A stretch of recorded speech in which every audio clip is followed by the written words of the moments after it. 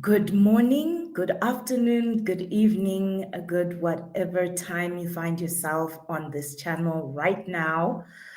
I'm waiting for it to start showing on the YouTube. So I'm using multiple screens as you'll see. Yeah, and good morning, good afternoon. Yeah, there you go. There I am echoing myself. All right. So I in real time, I do lag in time. So if you are here, welcome. If it's your first time to my channel, thank you very much. You can leave a comment. I'll be able to see it. I'll be able to respond. Yeah, so welcome to today's 15-minute event. It's basically going to be me talking about the right to be silent, right? So I'm just going to wait about 2 minutes whilst we wait for people. I would have played some music, but I don't have rights to it. So we're going to have silent background, right? I think that should be okay.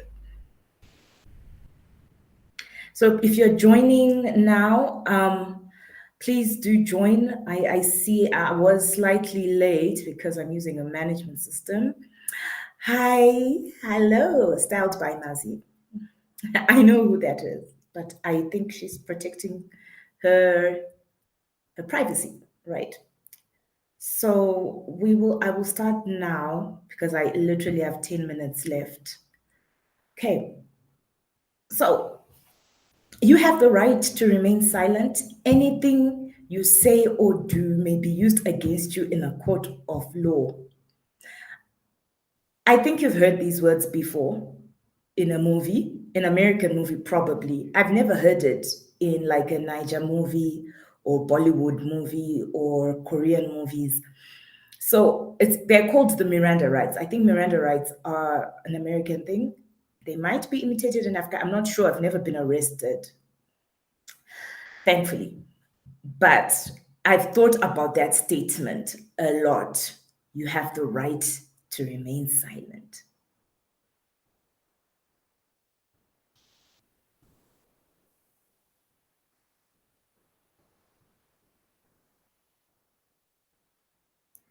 Very many people are uncomfortable with silence. And when I speak of silence, I don't only mean surrounding silence, I mean internal silence.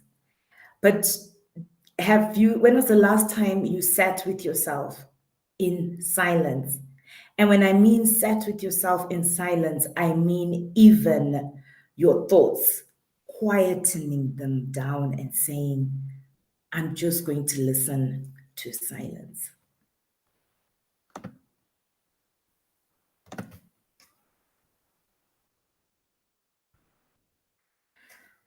And I'm sure some people right now are thinking, or whether you're watching it live or you're going to watch later, you're going to be like, Hannah, but why should I choose silence? There's music, there's thoughts to be thought. And you're right. But I think if you look into your life, there might be so much going on. Sometimes you just need to stop. Not even sometimes, a lot of times. So one of the other things that inspired me to do this talk is that in August, on a weekend of the 12th in Nairobi, I will be hosting a retreat called Untethered. It's a personal development retreat. It started off for women only, but I started getting inquiries for men. So it's now open as long as you're over 18 and you can afford to come, whether you're coming from England, like some people I see on my screen, or Namibia, or Zimbabwe, South Africa, or even, of course, even if you're in Nairobi, you're welcome. Get the details from me after this. But one of the things that we are going to be definitely doing at that retreat is keeping time for silence. Now, I belong to what is called the Religious Society of Friends, or commonly known as Quakers. And in Namibia, how we do our meetings is we come and for an hour we sit in silence.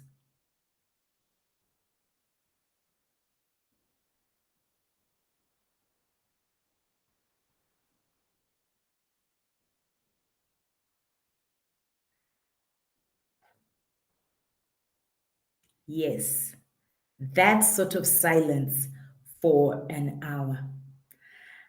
And that is the reason why I joined the Quakers as soon as I found out. It was about the silence. I realized that my life was full of noise, left, right, and center. Of course, on earth, there can be never, I don't think there's ever a time on earth where it's purely silent, no matter where you go. I've gone to so many retreats, personal retreats by myself. And of course, silence is going to be cut short by a in the morning or at night, or someone is shouting at someone in the distance. If you're going to go to a place where maybe there's other people, like when you go camping, sometimes you don't really get far away from people. But it's not even human beings or animals that make sound. It's trees, it's the wind. The world is full of sound, but sometimes our lives are full of unnecessary sound. What sounds are in your life that sometimes you need to just shut out and be in silence?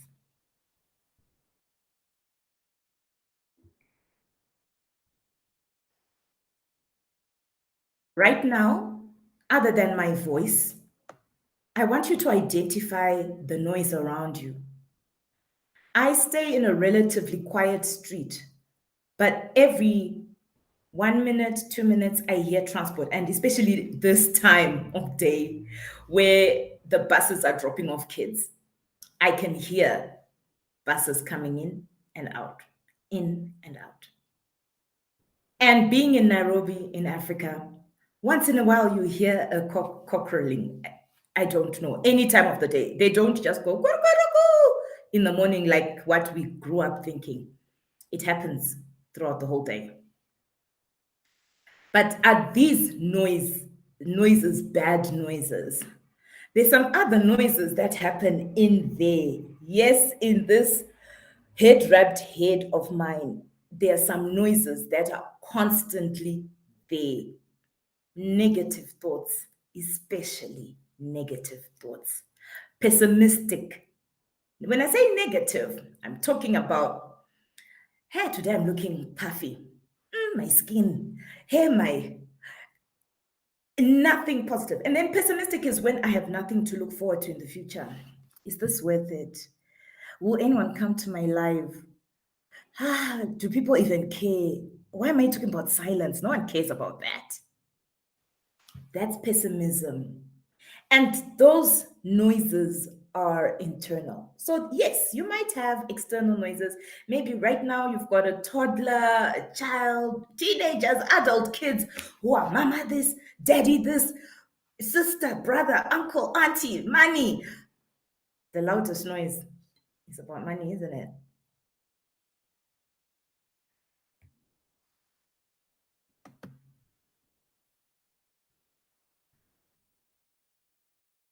So you get noises from the obligations that you have. There's some noise that you cannot run away from. If you chose to be a parent, that's an obligation. Don't get angry when you hear noise from your kids. Yes, of course, sometimes it might get to be too much. But I feel like sometimes we parents get so angry at the noise, they scream and shout at their kids. I want silence. Keep quiet. But for kids, silence is not a privilege. It is they choose when they want to be silent. And when a kid chooses to be silent, sometimes you cannot do anything. Hey, what are you doing? They'll keep quiet. If they're watching their favorite television show, you keep checking. Is the person still breathing? And yes, they are. They just kids actually know when they have the right to remain silent because they take their rights seriously and they just exercise them. But as adults now, we feel obliged sometimes. Okay, I have to listen to this. Mm, I'm sorry, but these are the noises that we have. Then, of course, we've got unwelcome noise, chatter behind us. In Shona, which is my original traditional culture, well, not original, but part of my traditional culture, we have a saying, "Vanhu vanozoti chii?" What will people say? Abantu bazotini in Ndebele. I'm sure Zulus understand me too.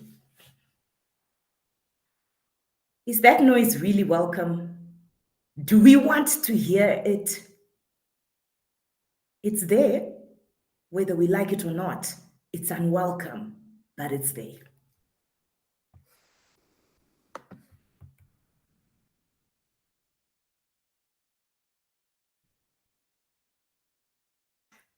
Then, if you are working, if you're employed by other people and you have to go and meet other people, there's what we call unavoidable noise. I used to work in a college and we had a staff room. And I would just wonder why we can't get offices. There was no space, of course. And when they started building, I spoke to my boss, and one of the things I said, could I have an office to myself? Because I'm a person who really treasures silence when I work sometimes.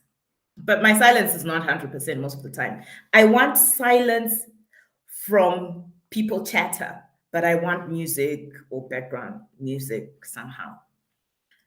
But sometimes there's noise that's unavoidable.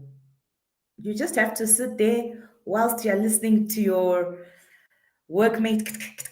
They've got a phone, or even the way they type on a laptop or computer. I wish I could teach people how to do silent typing on computers, but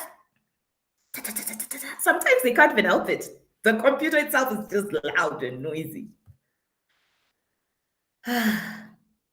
And at that time, you can't really claim your right to be silent or to have silence.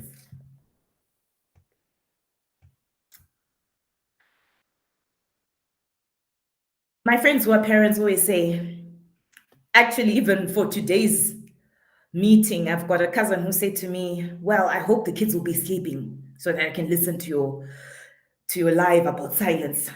Because silence is like treasured gold. It's a treasure. It's a privilege to have silence. Is it possible just to escape for just a little while? When even your own toilet time as a parent is not private. You are there thinking you've escaped, and there's someone at the door. What do they want to say? Is it a life and death situation? No. They just want to see you because you're their parent. But yes, I think it's not only possible to escape, it is necessary.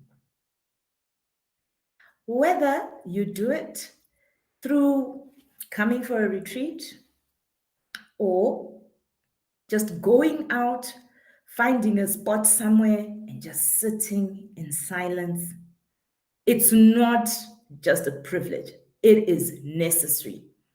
It's good for you, it's good for them. And once you start, believe me, you will not stop.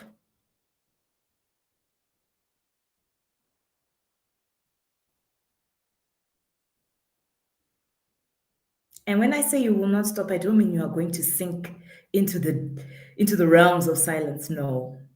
I mean that it will become daily practice. There comes a time when the kids go to sleep. There will come a time when you leave that shared office space. There will come a time when the relatives that you're afraid, kuti, vachazoti, what will they say, are not with you. Just sit down and give yourself that time. Even if it's 2 minutes or 15 minutes, or in out the retreat case, a whole day. Of course, we're not going to have the whole day of silence, but we're going to have a lot of it. So if you manage to go to a silent retreat, there's one in India where you can do 14 days of silence. If you can manage that, you will find that you reclaim a part of yourself that is necessary to have. That part of you is what I believe, as a person who believes in God, is when you can hear the voice of God. When things get noisy, sit down in silence and listen to the voice that matters. And you will hear it. Believe me, you will.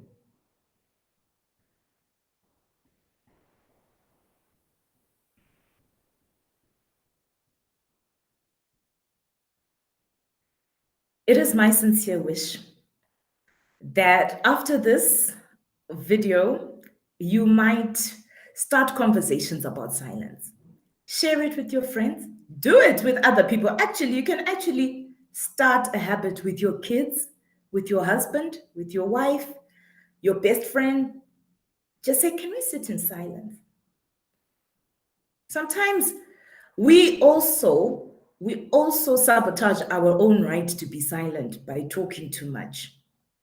Sometimes our friends just want us to listen.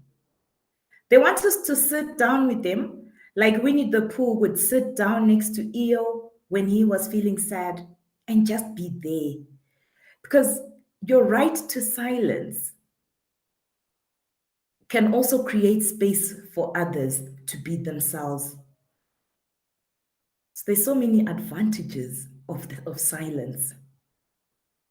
I know because I am a product of some of those advantages. And if you know me, you know I like to talk. But I might like to talk, but I really love silence. So, my lovies, I hope that this was a helpful session. And I really hope if you're in Nairobi, call me, or if you know people in Nairobi, or if you want to come to Nairobi for our retreats, call me. We won't have a silent session, but call me so that we can organize a retreat whereby you can also learn more about the role of silence in your personal development, how you can harness it and foster it in such a way that it does not collide with your everyday life, but it complements. And I just want to say thank you, Mazi, and hello, Eunice, everybody who came to the live. I'm really grateful and thankful. And from my heart to yours, I wish you nothing but love and light. Bye.